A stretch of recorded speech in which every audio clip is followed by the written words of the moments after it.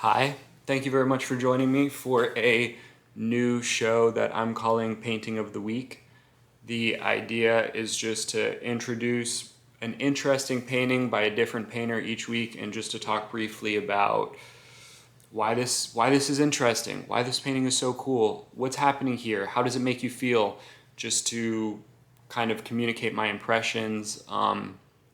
It's not my intention to rifle off facts that you could find out online or to regurgitate other people's more educated and well established opinions about a painting.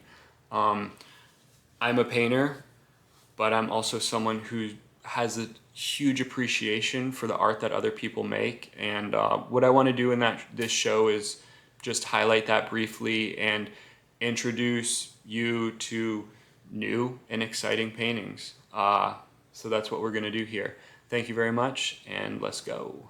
So today we're going to be talking about a German painter named Neo Rauch, born in 1960. He is someone who is super successful, super popular. It's not hard to see why. These paintings are amazing. I hadn't actually discovered them until earlier this year. But when I first saw his paintings, I don't know why. I felt like I had seen them before. And I don't know if it's like the fact that like it has this like it's perfectly ambiguous in the sense that like you feel like you've come across it before, but maybe you haven't because he just found the perfect way to almost like visually encapsulate a dream, which is what I think most people's kind of common response to his work is like the dreamlike quality of all his paintings. I think he achieves that in a number of ways. I think the main way that that's achieved throughout all his work is that it's for me it's the perfect intersection of representation and abstraction. It's a lot of objects that we recognize, people that we recognize as people, but they're in these imagined landscapes. I mean, they're so perfectly ambiguous in that like you couldn't place these figures in a historical context, in a geographical context. I mean, it's perfect. It really is a dreamscape. And I love that so much.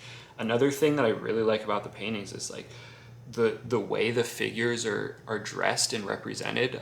Again, like you could never place them in a time or a place, and that's just so fascinating. And obviously, all these things are done intentional. I mean, when you look at the work that a great artist makes, like you you I mean, unless it's like full non-representational abstraction, I mean, everything is given. Nothing is left to chance. Like every color, the location of everything, the position of everything, um, is all falls under heavy scrutiny, and these things aren't an accident. So it's like obviously he's making these choices intentionally to evoke a feeling, which for me certainly evokes many feelings. I just want to talk about. I mean, first, when you see this painting, I mean, what happens? What's your first impression? For me, I'm smacked in the face with color. The colors are amazing. It's a super high key painting in that it's not very dark. Even when you look in our shadows, so like a lot of painters, a lot of visual artists do a squint test, and what that does is that really like helps separate grouping the darks and the lights together, so that you it kind of just simplifies the picture in a way that's very helpful and very effective. I actually have a theory that older painters have a lot of like wrinkles here at their eye, around the corners of their eyes, because like I think you just end up spending so much time squinting, and that'll certainly happen to me too. But anyway, when you squint, I mean, look at the shadows.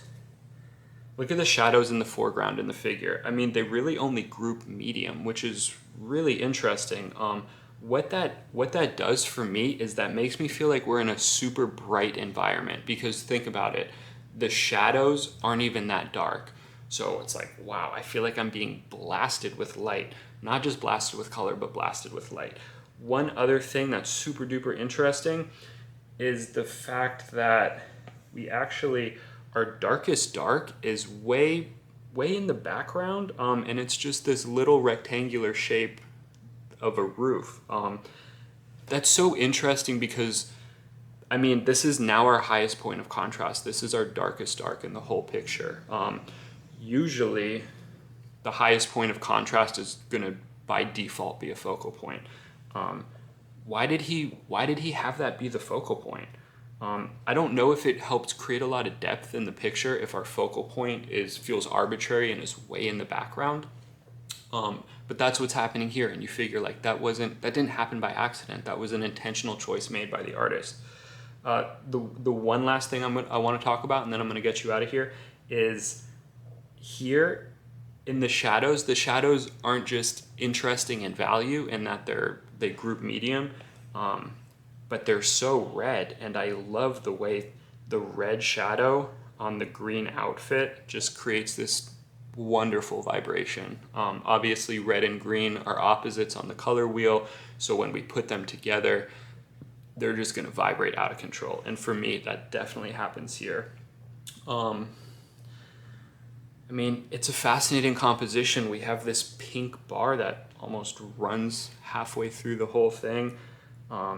We have figures that are disproportionate, figures that seem imaginary, other figures that seem kind of more realistic. I mean, tell me what you think of this painting. It makes me feel uneasy, and I don't necessarily know why. But you figure that any sort of visceral response is better than not. You know, I'd way rather you hate a painting I make than have no feeling at all about it. So let me know what you think of this painting.